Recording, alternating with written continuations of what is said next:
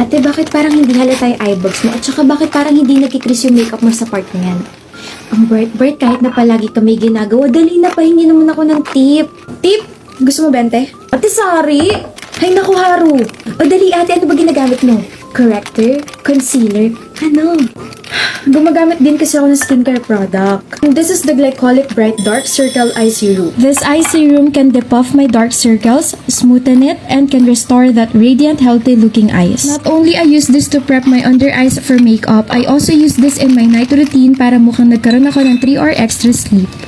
Pwede before makeup, tsaka pwede rin sa night routine. Ang galing pala yun, ate. Perfect din pala sa akin yun na palagi nag-aaral para hindi mo kong stress at pagod. Tama ka dyan! Mas lalo pa ako matutuwa kung mag-aaral na tayong dalawa para gumaling ka na mag-analyze ng problem. Aral na! Okay, pero ate, bilhan mo ko ha. Haru! Ganito pala yun. Grabe, so hirap naman itong problem na to. Parang ang sarap na lang mamablema kung ano yung gagamitin kong skincare o makeup everyday.